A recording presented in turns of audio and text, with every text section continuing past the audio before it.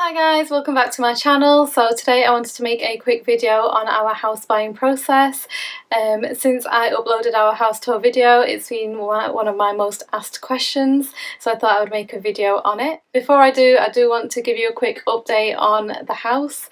Well, it's not really an update actually, it is some footage that I was unable to add to my previous video, so I thought I would just add it into this video. I had mentioned in that video that we had all 4 chimney breasts knocked down. But I was unable to get footage of the one in the dining room and the master bedroom, so I'll just insert them into this video. As you can see, the one in the master bedroom looks really nice, just like the other 2 chimney breasts. And it just needs replastering, but the one in the dining room is a little bit more scary. It's a massive hole that needs filling. You can see the wall of the alleyway as well. We do have some brick in the garden that we had saved from when we took the chimney breast down, so we'll use some of those bricks back into that hole and fill it up again, and then it will be ready to replaster. But anyway, that's as far as we have got with the house.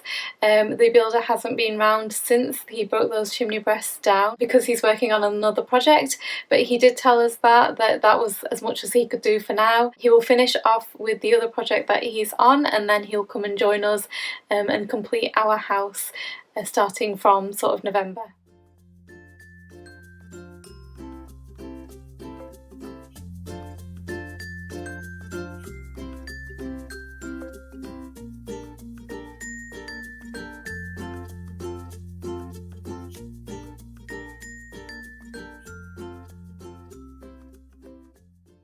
Anyways, in terms of this video, a lot of you have also asked what it was like going through the house buying process with somebody on a spouse visa. I just want to say before I get into all of this that my husband isn't on the mortgage for our property, it's just in my name. If you want to know why we decided not to add him onto the mortgage and the advice that we were given about it, then keep watching. So we'll start right from the very beginning. When me and my husband were about to get married, I decided it's time that I saved up for a deposit on a house so that we could eventually buy a house together for us to live in. In our culture, it is expected that when a girl gets married that she moves out of the family home to live with her husband, and the boys bring their wives to the family home. So me being the girl, I knew that I would want to move out eventually with my husband. My parents wouldn't kick me out or anything, but it's just that it's part of tradition and I wanted to keep that tradition for my husband. So I opened up a Help to Buy ISA with a £1,200 deposit, and I continued to save £200 in there per month, which is the maximum amount that you could put in. I did want to save £500 though, so what I did was opened up a second ISA, and not all banks allow you to open up a second ISA when you have one already. But if they didn't allow me to, then I would have just opened up a second savings account and then saved a further £300 in that account.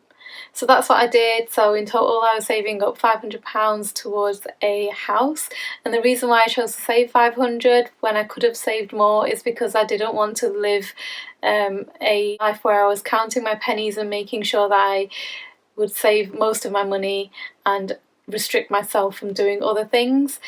Saving the £500 allowed us to continue to have holidays, it allowed us to go out for meals and days out, and it allowed us to eat out whenever we wanted. So that's the reason why I chose to go for the £500, because it was affordable and manageable and I could continue enjoying other parts of life as well.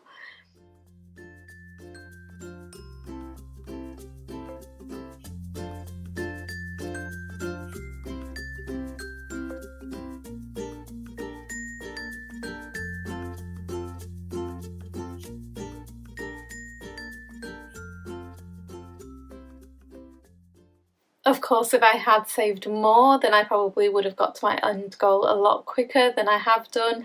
But you know, you've got to decide which one you think is best for you and which one will work best for you and your family. If you're not sure what the Help to Buy ISA is, it's a bank account that the government set up for first-time buyers where they could save up towards a deposit for a house. And then depending on how much you saved in the account, the government would give you a percentage on top of that to go towards your deposit on the house.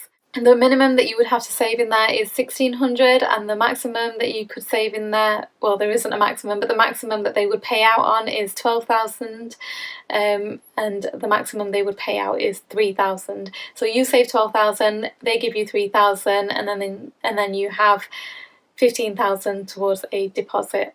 They don't do the Help to Buy ISA accounts anymore. They stopped doing them, I think, November last year, and my husband did open one up before they stopped doing them, so that in the future, when we are ready to buy another house, we've got the we've got his ISA that we can use. But I think there are still the lifetime ISAs going around, which work a very similar way. I think the payout is a lot more, and you have to buy a house with that one.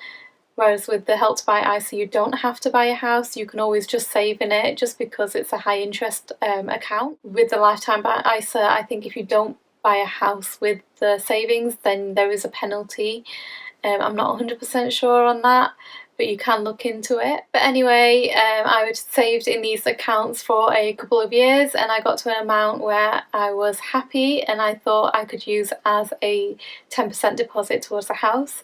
Again, just want to say, as a first-time buyer, I think a 5% deposit was all that was needed, but I did want to put 10% down. The more that you put down as your deposit, the less your monthly payments are. So of course I wanted to keep my monthly payments as manageable as possible. It's not just a mortgage that you're paying per month. You've got to take into consideration that your bills are going to go on top of that. Your water bill, your council tax, gas, electric, all of that is going to go on top. So yeah, so just bear that in mind and try and keep your costs as low as possible. That was the aim for us, because I've never had to pay out on anything. The only thing I've paid out on is my car. I've not had to pay any rent, any bills or anything like that. So for a first-time buyer, I didn't want to be too far out of my means, and this is the biggest reason why we didn't buy a house together. Because if we bought a house together and borrowed a lot more, we would have to pay out a lot more, and there will come a time where I may not be able to stay in work. Being the female of the relationship, I may have to cut back on my work. So then I don't want my husband to have to struggle to pay for this house that we bought together. So that's why we wanted to buy a house in just my name. And then, like I mentioned, if I do have to cut back on work, or if I have to take some time out for a while, my husband can easily afford to pay that mortgage on his own. Also, another reason for it was because as a first-time buyer, you don't have to pay any stamp duty. So with this being our first property, it may not be our forever property. And when my husband buys a house himself, we could then move into that house and again avoid paying stamp duty while we either sell mine on or we rent mine out. So anyway, it was time for us to figure out how much we can afford and start looking at some houses within our budget. So it was time for us to speak to some mortgage advisors.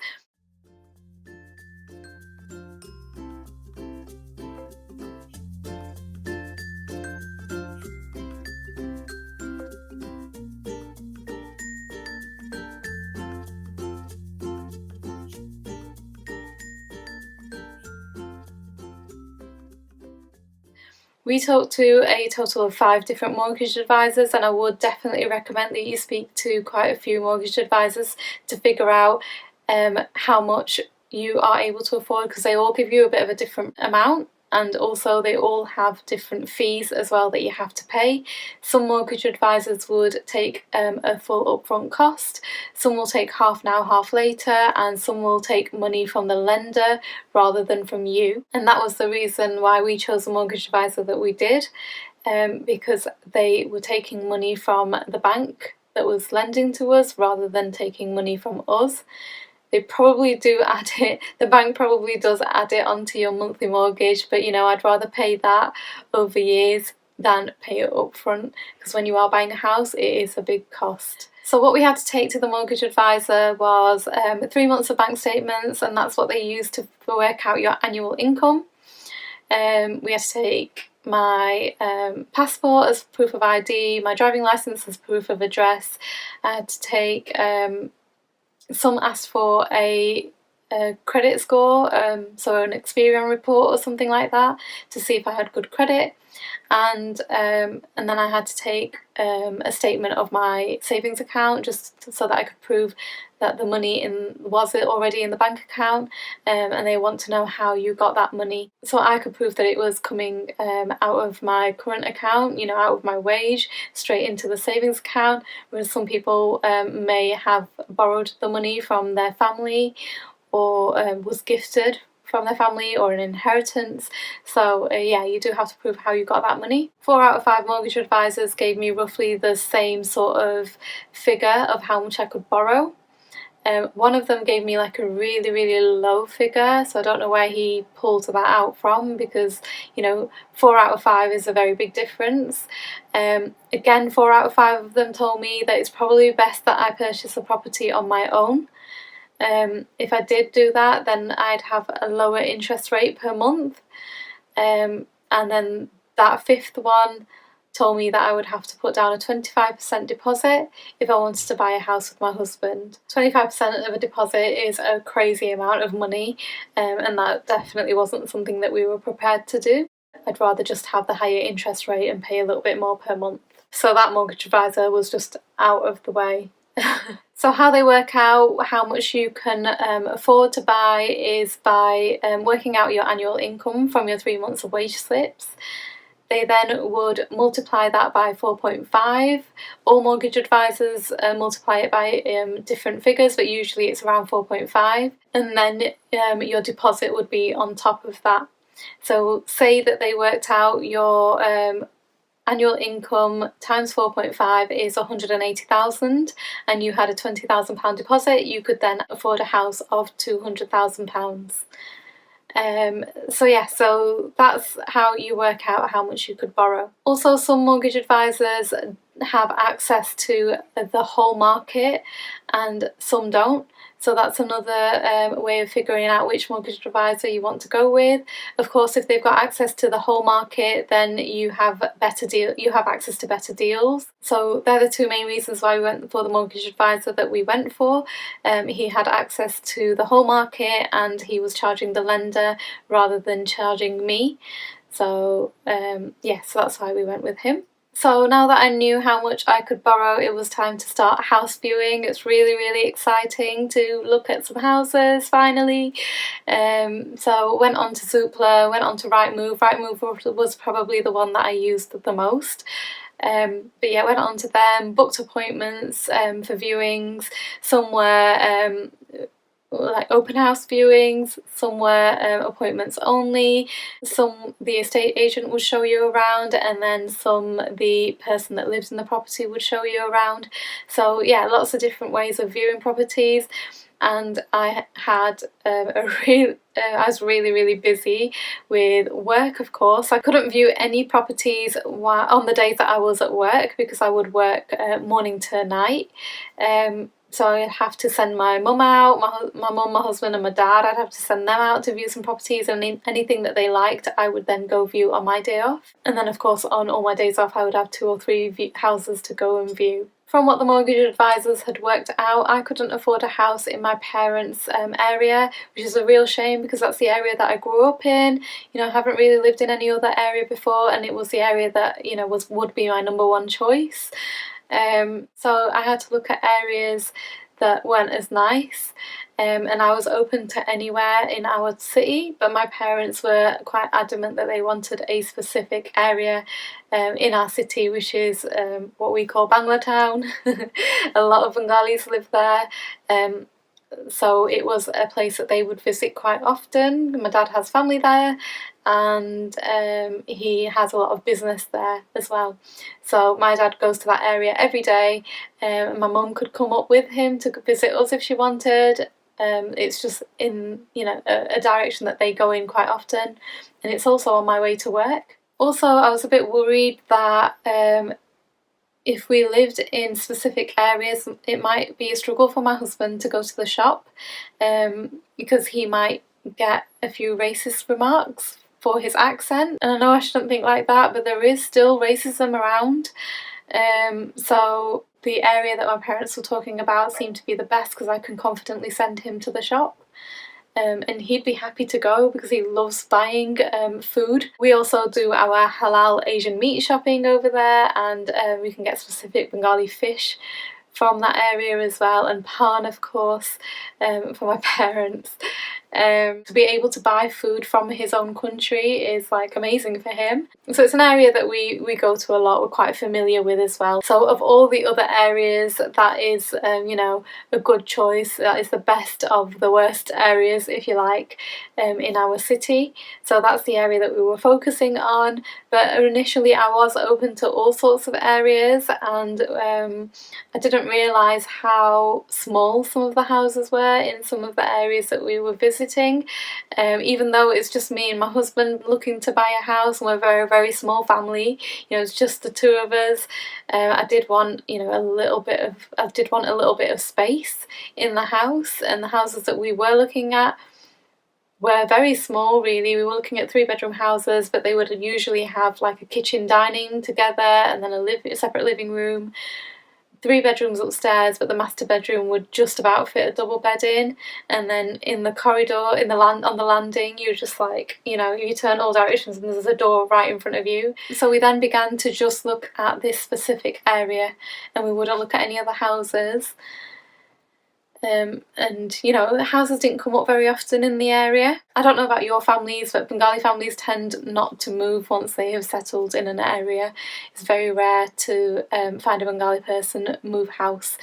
So my family were very different. We've moved quite a few times, but we've always stayed in the same area. So that just meant that it was a struggle to wait for a house to come up in the area that we were after. Eventually there was a house that came up, and I sent my dad, my mum and my husband to go and view it. It was a really, really nice property. It had, you know, a living room, dining room and kitchen that were all separate, and it had 3 bedrooms on the first floor. All bedrooms were a really, really good size. I think they could all fit a double bed in.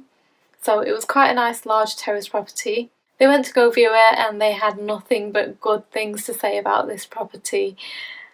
Which got me really, really excited. The only trouble was it was a bit of a project, and a project is not something that I was looking for. I just wanted something that was move-in ready. All I would have to do is decorate the place and put in my own furniture, and that was it. That's as much work as I wanted to do. My parents have always bought like a rundown property and then done it up slowly. This was probably the only property they bought that wasn't run down and was livable. But all their other houses they bought for cheap and then did it up and then lived in it.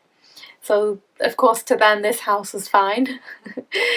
And in terms of budget, you know, it was priced quite high, but they thought they could get a good price for it. So then the next day I went to view the house before I started work because it was the house that they were the most excited about. Of all the houses that we've seen, they were the most excited about this one. As soon as I walked into the house, I thought, this is amazing. This is such a nice property. It was so spacious. The rooms are huge. Of course, it was unfurnished, so they looked big. They probably looked bigger than what they are. And I knew there was a lot of work that needed doing to it, but I didn't realise how much. But I came home and I agreed with my parents, and we wanted to put an offer in on the house. So we put an offer in that was quite a lot lower than what it was on the market for, but we were the highest bidders for that property. The property had been on the market for about a year as far as I was aware, and it was the highest bid that it had ever gotten. So I was fairly confident. My dad, who knows a few people in that area, said that that was quite a high price for what the house was. But you know, we felt like, you know, if you really want something and it's worth it to you, then why not put that down? And it was worth it for us. Our offer was rejected initially, so we went in with a little bit more money. 2 weeks had gone by, not really heard anything back, and then I called them and they told me that again the offer was rejected. I didn't really want to increase anymore, seeing as I was just kind of bidding against myself at this point, so I kind of left it and said that this is where my offer stands, and if the vendor changes their mind, just to let me know. And I left it for about 2 weeks because I know also not bidding, there's a chance that they could panic and say, okay, then if you're going to take it for that, we'll sell it, because they do want to get it off their hands. but that didn't happen. So I went in with, again, a little bit more money, an amount that they said that if it starts with this figure, they would sell the property. So I went in with that amount, and a few days later I hadn't heard from them. I gave them a call and they told me that somebody else had bidded on the property, or outbid me on the property, and they were paying about 15 grand more than what I was going to put down. So I thought, this is very strange. The house had been on the market for a year, and when I made my first bid, it was the highest bid it had had. So a year and I'd put in the highest bid. And then suddenly I've shown interest in the property, and then there's somebody else who's showing more of an interest in the property. Something didn't add up. I decided I didn't want to play games with them, and I was going to call their bluff and decide to let them sell to the other person. You know, there are always other houses available, even though you've got your heart set on this one, and I was heartbroken when I had to pull out. It was just not meant to be for us. We would have another house lined up for us, so we decided to just walk away from that property. So we're back on the house hunt again, and after a while, don't think it took much longer, but we found another property, and again it was a beautiful property. It had its own hallway. It was a 2-bedroom property with a lot of potential. It could easily be a 3-bedroom property with 3 really good sized bedrooms, 3 double bedrooms, and yeah, separate kitchen, dining and living, which is what we were looking for. It had a driveway where we could fit in probably about 2 or 3 cars, and then fit in a further 2 cars in front of that on the road. So yeah, space for a garage, big garden. It was, you know, it was perfect, really, really nice. Not too far from the shops in the area that we were looking in, and a little bit quieter, a little bit out of the way, a little bit away from all the Bengali people. So yeah, this was perfect. Its square footage was a lot bigger as well to the previous property that we had bidded on. So the first time we went to view the house, it was me, my mum and my husband, and we'd really spoken to the lady and tried to figure out how much she would sell it at the lowest, and she said that she would sell it £20,000 less than the asking price. So we went home, we discussed it, and I wanted to show my dad the property as well because I was really excited about it and I wanted to get his opinion on it as well. He came and viewed the property and he also loved the house. He was saying that, you know, it's very rare to find a house like this. It was a semi-detached property as well, in a good area, really big rooms. Anyone that would walk into that house would just think, wow, this is a really nice house. So I went home, decided to put a bid in, and it was rejected. The first initial bid was rejected, and then we remembered what the lady said she would come down to, and that's the figure that we went with. And because we thought the house was worth that, definitely. It was at the top of our budget, but definitely worth it. The house didn't need any work doing to it. It already had a new kitchen. There was a toilet downstairs as well.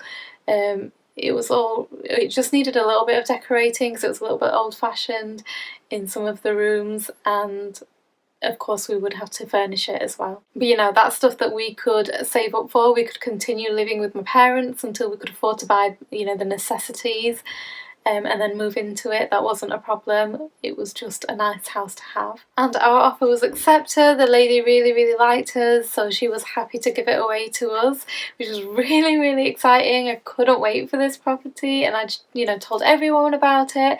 I got my mortgage in principle sorted, and got my solicitors involved and everything. So we were sort of on our way to buy this property. I did want to borrow the full 90% for the property, and with all the overtime that I had done over the 3 months, I could potentially get that. And I'd done overtime very, very regularly for the 5 months leading up to putting our bid in. I had done overtime, and if you added all that up, we would get enough of a mortgage to help pay for the house, and we could put a smaller deposit down, a 10% deposit down. Whereas because this house was at the top of our budget, we were putting down a bigger deposit than the 10% because I didn't earn enough. So I was really, really hoping that they would calculate it and they would take my overtime into consideration. Unfortunately they didn't, and they asked for an extra wage slip to make it 6 months, but because I was going on holiday I wasn't able to do the overtime that I normally would, so I couldn't give them that extra wage slip. So I was doing like an 80% mortgage, I think, and paying the 20% of deposit. So yeah, quite a big difference. But we were still really excited, and we still wanted the house regardless. Because the house didn't need any work on it, it was definitely doable. It was around this time last year when all of this was happening, and it started to rain really heavily, and we live in a city where it does flood sometimes when there's heavy rain, and depending on where you are you get worse floods than others. I've never had to experience the floods before because where my parents have always lived it's never really flooded. It's flooded near the area but never on the roads. And I remember I was at work that day when it was really bad, and there was an announcement on the tannoy for anyone to close and leave if they want to, because it was getting really bad, and it always usually floods all around work. So we closed down as early as we could, and we headed home. I was so lucky to get home. It was so worrying because there was a point where I nearly got stuck in the water. Thankfully I made it through that puddle. I was the only person around as well, so I wouldn't have had any help if I did get stuck in there. And I know the police were blocking off roads at that point as well. But I managed to get home, and I thought it was probably best that we may take a drive up to the house to see if the house is okay. I know that on a normal wet day there can be a pool of water that gathers in front of the property because that's where the road is the lowest and the drains aren't very good. So I drove up round there and it was flooded. There was water right in front of the property. It was all the way up to the driveway of the property. They had closed it down. It was one of the roads that got closed down that night as well. It was opened back up again in the morning, but it was just a bit of a worry. I know this doesn't happen very often. I think it hadn't happened for like 10 years or something, but it was enough to scare me because I know that this sort of situation is going to happen more and more often with the climate.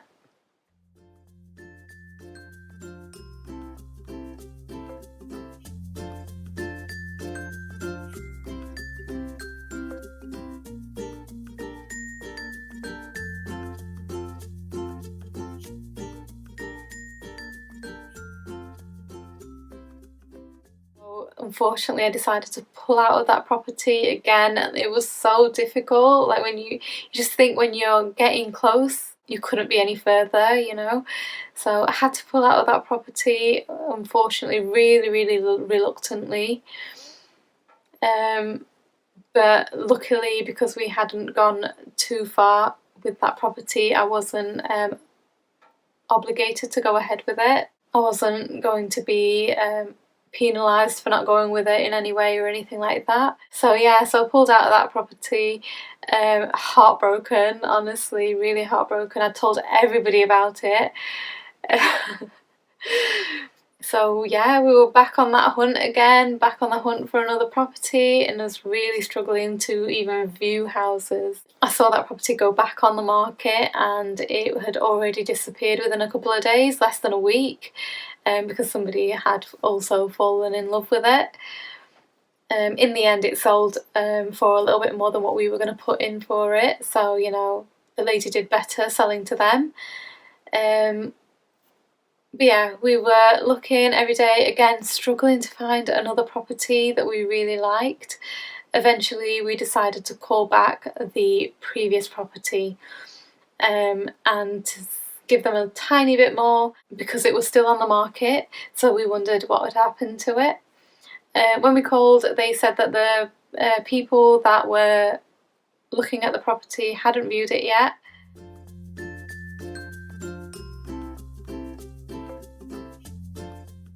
And then a few days later they called us back and told us that the offer was accepted, so finally we had another accepted offer. Again, got our solicitors involved, got our mortgage in principle sorted, and finally we were able to go ahead with the property purchase. So that was really, really exciting. We didn't really think anything could go wrong with this property. It was not too far from the previous property that we were going to purchase, but it was in an area that didn't flood.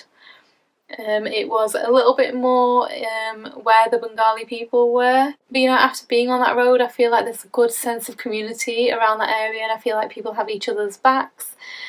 It's not too far from the shops as well, so there's a shop just on the corner at the bottom of the street where we can get Bengali food, any sort of groceries really. So to be honest, I think it's all worked out for the best. This property was meant to be ours, and yeah, very, very happy that it's in the location that it's in. It's not in the centre of Bangla town, but it's just a little bit out, but there are enough Bengalis on the street for us to feel very, very at home. So when the solicitors were doing their part of the searches for the property, they came back to us and told us that there was subsidence in the property and we needed to check it out. Their worry was that it was an old mining area and there was mining that had happened under the ground, and they were worried that subsidence was because of that mining. If you don't know what subsidence is, it's when the property is starting to fall into the ground pretty much. So if it was a mining area, then there's more chance of that to happen. So we were really, really worried, and normally you'd go for like a free survey, which is what we would do for a property that you're not very concerned about. But with this one, we were definitely advised to go for a home buyer survey, if not a building survey. So a building survey is just a bit more of an extensive survey, and it gives you a lot more information and how you can deal with certain problems. A home buyer survey just lists all the problems but doesn't tell you how to get them fixed. So to get the building survey, had to get a ruks survey done. Went onto Google and just searched people that do building surveys in our area and found one. We just looked for the most cheapest one. The building survey is quite an expensive survey. It's about another 1,000, so yeah, it's really, really expensive. And then I wouldn't do it on all properties. I would only do it if you really, really like a house and there's a lot of work that needs doing to it. That's the only time I would look to get it done. Otherwise, you could just go for a home buyer survey on a property that your paperwork is going through on. But if you're buying a property where there's no paperwork really that's happening and you just want to get a survey done, you could do that as well. I wouldn't do a survey on every house that you put a bid in for. But yeah, the report came back and there was no subsidence. It was just the house settling, and there wasn't any movement in the house for years. So I'm not sure if you guys know, when a house is first built, it can always settle where it goes down a little bit in the ground. You see it a lot with new builds, the new builds these days as well. But yeah, that's what had happened to the property. It was just settling, and because there was no settlement happening for a few years, they were quite confident that it wasn't subsidence. So that gave us the confidence to continue with the property purchase, because again, that was a real worry and it almost made us want to pull out. Also, I do want to say this was happening just before the lockdown had happened. All the paperwork was happening then. When lockdown began in March, I had to call my solicitor and tell them to pause the property purchase because I wasn't sure what was happening with work. We'd just been laid off work, wasn't told whether we'd get any money for it or not. So I called them and told them, look, I don't know what's happening. I don't want to be paying for a property when I've got no job. So they put that on hold for us. They stopped their searches and everything, and then just told me to let them know when I was ready. And of course, we were in lockdown for about 3 months.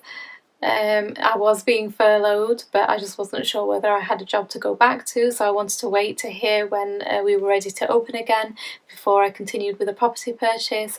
And if for any reason I didn't have a job anymore, then of course I had time to pull out without sort of paying any charges. Of course, I'd pay a little bit of my solicitor's fees of what the solicitor had done, just like I did with the property that I pulled out of before. They do give you 6 months to complete, and we had till the end of July to complete.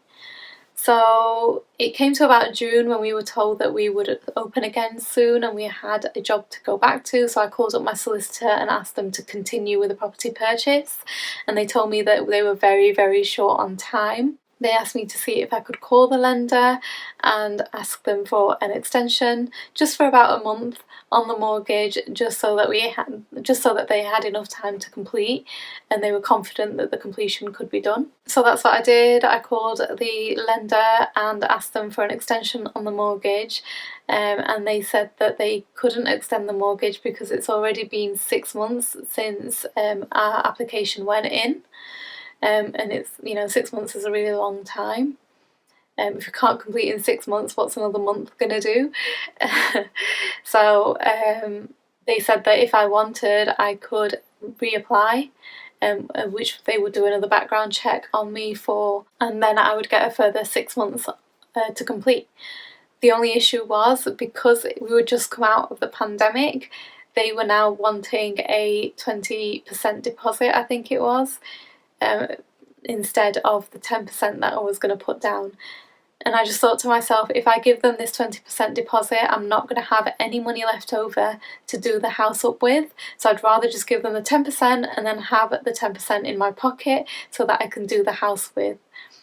I wouldn't have normally thought that way if the house didn't need as much work as it does. You've seen the state of the house, it needs so much work doing to it, so I really, really need to keep that money.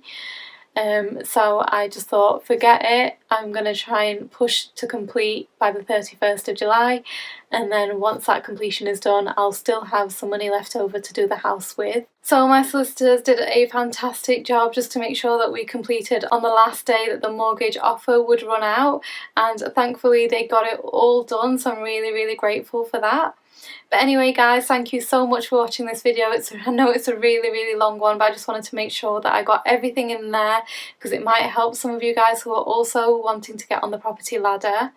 If you haven't already, please give this video a like, click that subscribe button for some more videos, and I'll see you next time. Take care, bye!